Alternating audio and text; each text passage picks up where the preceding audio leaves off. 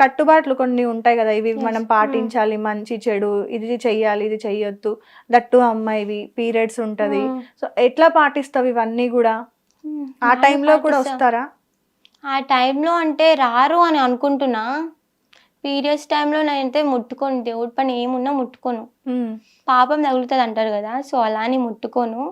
Normal టైంలో అయితే చేయాల్సిన పూజలు కానీ ఏమైనా ఉంటే చేసుకుంటా.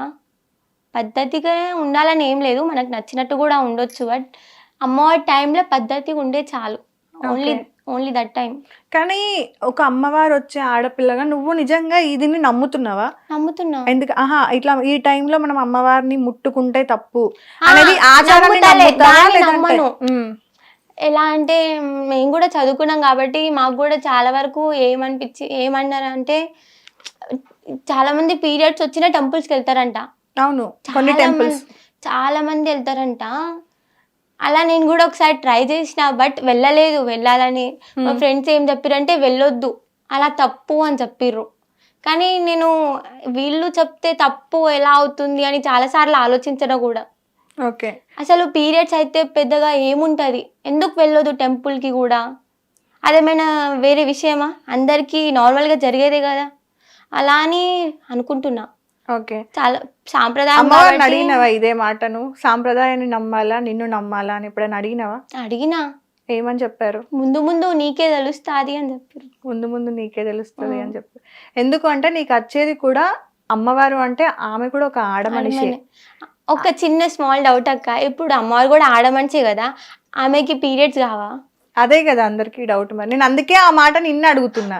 ఇప్పుడు నేను వేరే వాళ్ళని, వేరే పూజారులని, వాళ్ళని వీళ్ళని అడిగినాను, ఒక్కొక్కరు ఒక్కొక్కటి చెప్తారు, సాంప్రదాయం అంటారు, లేకపోతే ఇంకోటి అంటారు, ఇంకేదో చెప్తుండే 100 రీజన్లు చెప్తూ ఉంటారు. కానీ దానికి ఎగ్జాక్ట్ రీజన్ అనేది మన చరిత్ర చూసుకుంటే వేరే ఉంటది.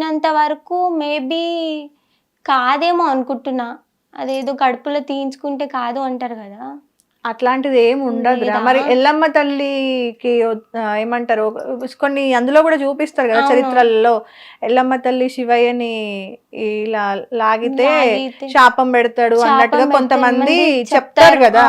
నార్మల్ గా మనం కొన్ని వీడియోస్ లో చూస్తూ ఉంటాం కదా ఎల్లమ్మ తల్లి కథలో. అవును, మరి అలా ఎల్లమ్మ శాపమే కదా మరి ఇది? ఎల్లమ్మ శాపమే.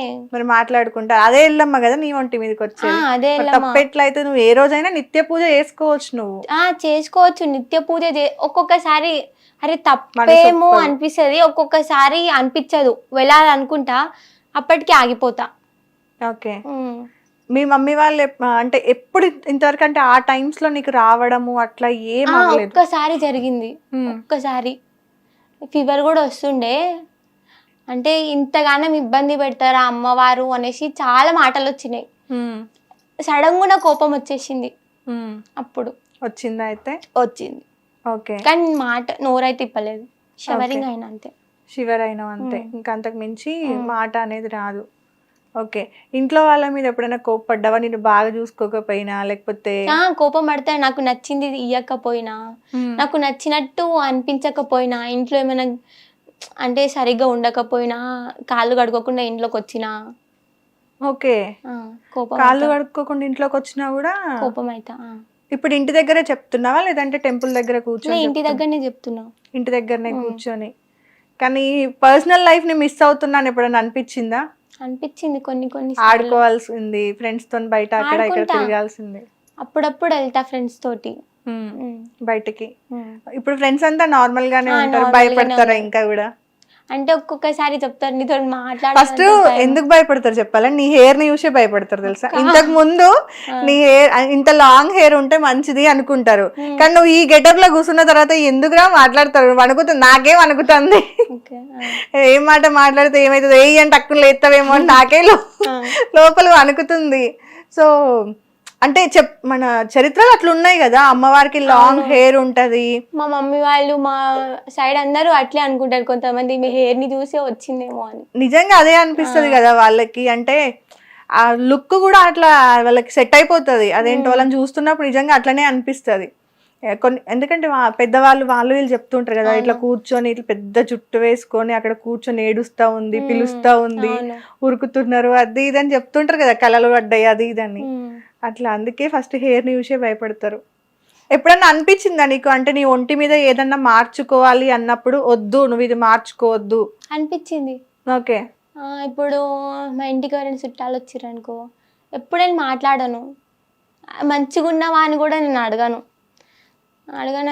అడగను కూడా. నాకు ఎందుకు అడగాలి అనేసి అనిపిస్తుంది. కానీ ఇప్పుడు అరే పలకరిద్దాం, మన నోటి మాటే కదా, ఏమైనా సొమ్ము పోతుందా సోకు పోతుందా అనుకుంటా, పలకరిస్తా. అరే శత్రువు అయినా సరే వాళ్ళని మంచిగా చూడాలి అనిపిస్తుంది. ఇప్పుడు అమ్మవారు వచ్చిన తర్వాత మొత్తానికి నీలో అయితే మార్పులు తెచ్చింది. ఒకప్పుడు నేను ఎలా ఉంటుండే అంటే చాలా ఒకరు ఏడుస్తుంటే నేను నవ్వుతుండే, కానీ ఇప్పుడు నవ్వుతుంటే నువ్వు నవ్వుతున్నావు, వేరే వాళ్ళు ఏడుస్తుంటే నువ్వు ఏడుస్తున్నావు. వాళ్ళు కూడా మంచిగా ఉండాలి, మనం కూడా మంచిగా ఉండాలి అనేది ఒకటి. ఓకే. ఇప్పుడు దీన్ని అంటే నార్మల్ గా టెంపుల్ కట్టించడము ఇదంతా ఒక బిజినెస్ అని అనుకునే వాళ్ళకి నువ్వేం చెప్తావు? ఏం చెప్తా అంటే నమ్మే వాళ్ళు నమ్మొచ్చు, నమ్మని వాళ్ళని నేను ఏం చెయ్యలేను. మేమే టెంపుల్ కట్టించి మేమే బిజినెస్ చేస్తున్నాం అనుకుంటారు కదా, మీరైనా ముందుకొచ్చి మీరైనా వర్క్ చెయ్యొచ్చు, అది కూడా మాకు హ్యాపీయే కదా అక్క, టెంపుల్ స్టార్ట్ అవుతుంది అలా అని అనుకుంటా. ఎందుకు సౌందర్యాన్ని నమ్మాలి, ఇది నిజమా అని చెప్పి? ఇదంతా ఒక గేమ్ అయ్యి ఉండొచ్చు, లేదంటే ఏమో నువ్వు అంటున్నావు కదా ఇప్పటివరకు మీ ఊర్లో డెవలప్మెంట్స్ ఏం రావట్లేదు అని. వచ్చిందా? వచ్చింది. నువ్వే అన్నావు కదా ఊర్లో మా ఊరిని ఎవరు పట్టించుకోవట్లేదు, ఇప్పుడిప్పుడు పట్టించుకుంటారేమో అనేది. అదే అంటున్నా, దీనికోసం ఇదంతా ఊరు డెవలప్మెంట్ కోసము లేదా నీ సొంత అవసరాల కోసం? ఓకే. లేదు, సొంత అవసరాల కోసం కానీ అలానే ఏం లేదు. కానీ ఇప్పుడు నాకు చాయిస్ వచ్చింది కదా అక్క, అప్పుడు అంటే నేను ఒక నార్మల్ పర్సన్ని, ఇప్పటికైనా మంచి చేయకపోతే ఇక మనిషి ఉండి ఏంటి లాభం? అందుకే దేవుడు మనల్ని పుట్టించడానికి ఏదో ఒక మంచి పనితో చెయ్యాలి అనే రీజన్ తోటి పుట్టిస్తాడంట. ఆ మంచి పని అవ్వడానికి నన్ను పుట్టించాడేమో, రీజన్ లేకుండానే ప్రతి మనిషి పుట్టుకకు ఏదో ఒక కారణం ఉంటది. సౌందర్యకే ఎందుకు అందరికి ఉంటది, నాకేం లేదు, నీకు కూడా ఉండొచ్చేమో. అదే అంటున్నా, ఇప్పుడు అన్నకు కూడా ఉండొచ్చేమో. అన్నకుంది జలుబు దగ్గు కాకుండా రీజన్ పుట్టడానికి ప్రతి మనిషికి రీజన్ ఉంటది, కానీ ఈ మనుషులందరికీ రాని అదృష్టం సౌందర్యకే ఎందుకు అని నేను అడుగుతున్నా. అమ్మవారు ఇచ్చిందేమో, ఏ జన్మ ఎందుకు అదే అంటున్నా. అంత అమ్మవారికి నీకు అంతగానం ఏంటి లింక్? మీ ఇద్దరికి మాట్లాడుకున్నారా ఎప్పుడన్నా?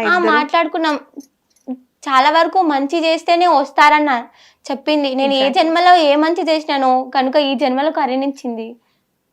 మీ అమ్మ వాళ్ళ అదృష్టం నిన్ను కనడం కూడా చాలా అదృష్టం, కానీ నేను వాళ్ళ కడుపులో పుట్టడం అదృష్టంగా భావించాలి. మా మమ్మీ ఎలాంటి ఒక ఫ్రెండ్, ఓకే, ఫ్రెండ్ కైనా తక్కువ చెప్తా కానీ మమ్మీకి అన్ని విషయాలు షేర్ చేస్తాను నేను.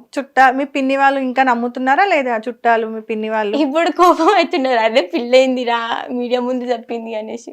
ఓకే, మరి చెప్పరా అక్క, చాలా ప్రాబ్లమ్స్ ఫేస్ చేసినా మేము అసలు, చాలా సూటిపోటి మాటలు అంటుండే, చాలా వరకు టార్చర్ కూడా పెట్టినుండే. ఏమని?